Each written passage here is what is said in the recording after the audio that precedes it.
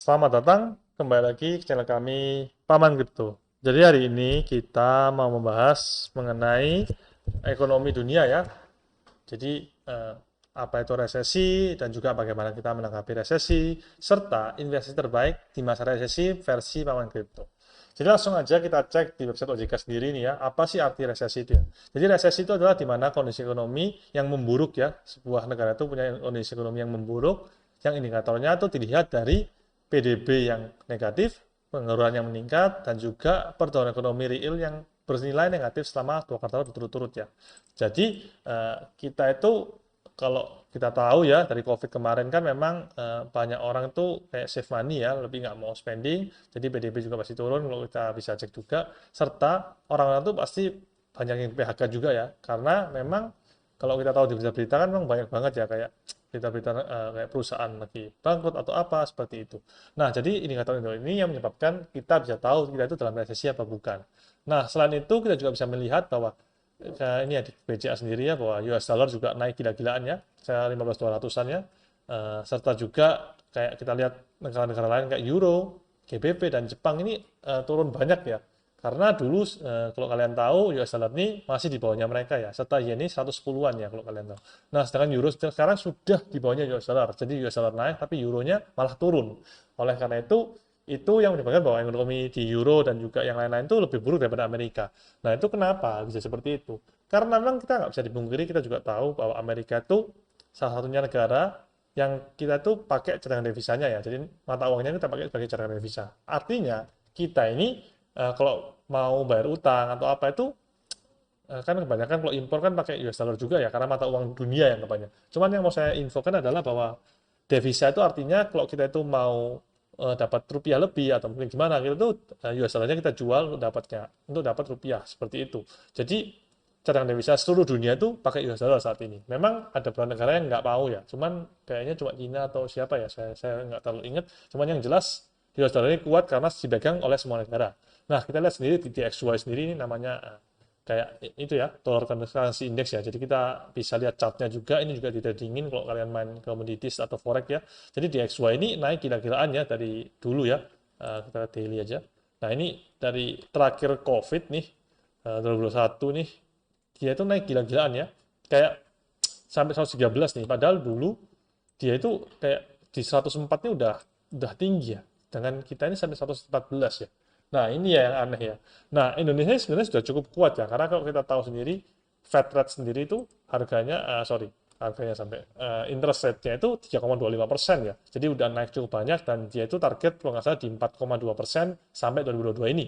Sedangkan BI rate kita masih di 4,25, terakhir itu naik ya dari 3,75 ya, naik 0,5%. Nah, kalau kalian tahu rate ini tuh apa sih? Rate ini tuh artinya bank negara meminjamkan uang ke bank-bank kita tuh bunganya segini. Sama seperti Fed rate ini. Jadi bank-bank sentral itu mau meminjamkan uang ke bank itu rate-nya segini. Nah, Fed rate ini padahal udah naik banyak ya. Tapi Indonesia itu rate-nya nggak naik banyak. Jadi kayak saya rasa Indonesia juga cukup kuat ya. Cuman kita juga baru tahu kan, kemarin kan BBM juga naik ya, itu yang bisa menyebabkan inflasi juga kedorong dan juga ada kemungkinan mau nggak mau BI rate juga pasti naik lagi karena inflasi yang terlalu tinggi. Karena di Amerika sendiri inflasi itu sampai 6% atau 8% kalau nggak salah. Kita cek. Ya, ini inflation ya, saya 4,4% ya ternyata BI rate, Fed rate-nya sampai Desember ya. Jadi inflasi itu kayak cukup banyak ya. Oleh karena itu yang agak sulit. Nah, kita gimana sih menanggapi resesi ini? Pertama ya kalian harus pinter-pinter ngatur uang. Gimana caranya? Jangan sampai spending kalian tuh lebih besar daripada pendapatan kalian. Dan kalian juga harus ingat bahwa dalam kondisi seperti ini kalian tuh bisa sewaktu-waktu di PHK kalau kalian punya kerja sendiri. Ataupun bisnis, ketika kalian punya bisnisnya bisa juga slow down ya. Karena kondisi ekonomi yang resesi ini akibatnya orang-orang tuh nggak mau spending terlalu banyak. Mereka lebih banyak mau saving. Nah, kita langsung aja gimana cara menanggapinya dalam waktu investasi apa nih kalau dalam resesi ini ya. Langsung aja kita buka PPT-nya. Nah, ini ya, investasi saat resesi menurut kita Paman Kripto ya.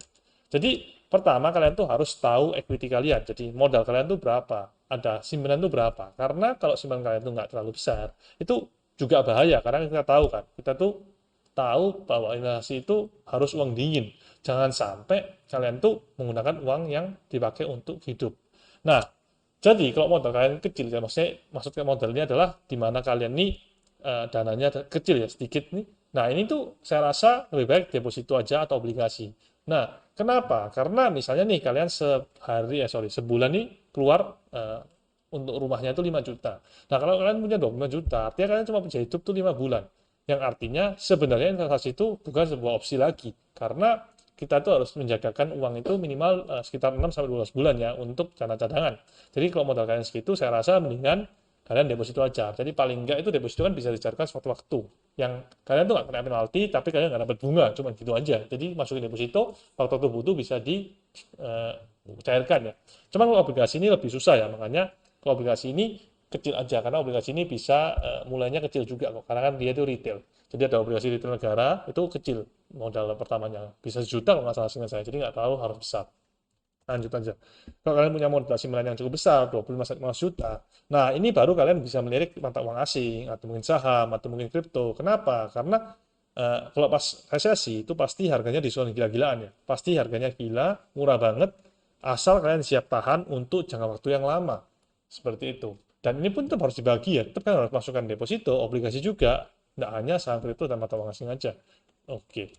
Dan lanjut aja modal besar, di mana modal itu dari 100 juta, 9 kalian. Nah ini ya, yang kalian bisa mulai pisah-pisahkan. Mau deposito, ada P2P lending, ada obligasi, kripto, saham, atau mungkin bahkan kan investasi ke bisnisnya.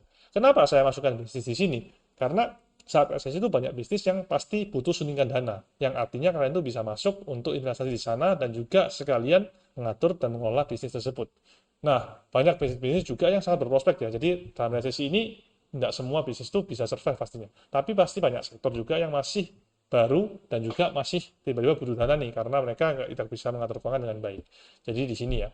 Oke, kita langsung aja ke kesimpulan kita. Jadi menurut Taman Kripto, kalau resesi itu gimana? Nah, Taman Kripto ini ngasih saran nih sesuai dengan investasi Taman Kripto, yaitu modalnya di atas 500 juta ya. Jadi enaknya gimana nih kalau punya modal sebanyak itu?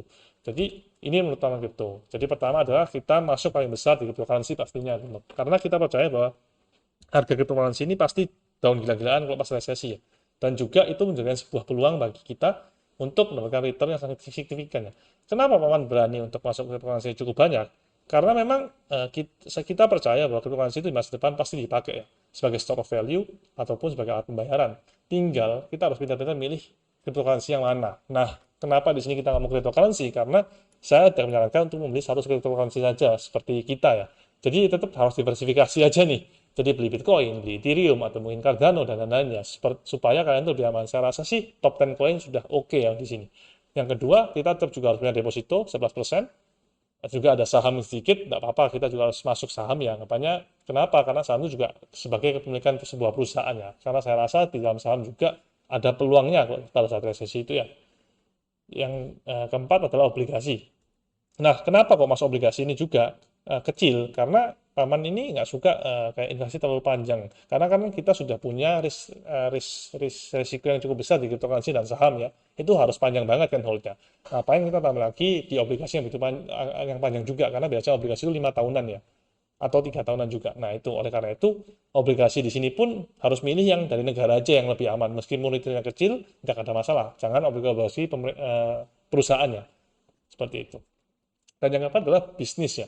Kenapa tuh 100% bisnis? Karena bisnis ini juga sangat bagus ya untuk cash flow, untuk kita hidup, untuk bisa menutupi pengeluaran kita. Jadi bisnis saya masukkan 21% agar kita ini tetap bisa hidup dan juga tetap bisa mengelola bisnis-bisnis yang ada peluangnya. Dan yang terakhir adalah P2P lending. Nah, P2P lending ini menarik ya, kalian mungkin baru pernah dengar ya. Jadi P2P lending adalah kita itu menyimpan uang kita ke perusahaan. Jadi kayak obligasi perusahaan, tapi ini juga pakai platform. Jadi platform ini juga nanti diasuransikan sehingga kita ini tidak bisa kehilangan duit sepenuhnya ya. Nah, kalau kita langsung obligasikan, maksudnya pakai obligasi yang perusahaan, kita kan cuma satu perusahaan. Kalau di B2B lending ini, kita ini bisa banyak perusahaan. Jadi artinya dia yang membagikan sendiri, kita ini alokasikan dana sendiri kemana-kemana, seperti itu. Jadi kenapa yang obligasi ini saya fokus ke obligasi negara, sedangkan yang B2B lending ini adalah obligasi secara langsung surat utang yang ke perusahaan, seperti itu. Jadi ini ya investasi utama kripto yang saat resesi yang bagus ya. Dan ini juga tergantung dari profil resiko masing-masing, karena kita ini sebagai profil resikonya cukup tinggi karena kita main di kripto juga banyak. Nah, itu kenapa investasi menggunakan kripto itu sesuai seperti ini. Oke, untuk investasi ini sekian. Jangan lupa kita juga punya IG, silahkan bisa dicek Paman Kripto ini. Bisa juga tanya-tanya, misalnya kalian bingung nih, kita punya dana berapa, enaknya gimana, boleh aja tanya langsung. Nanti kita akan jawab dan juga akan bantu bagaimana mengelola dana tersebut. Oke, terima kasih dan sekian. Like, subscribe, dan jangan lupa nyalakan notifikasinya.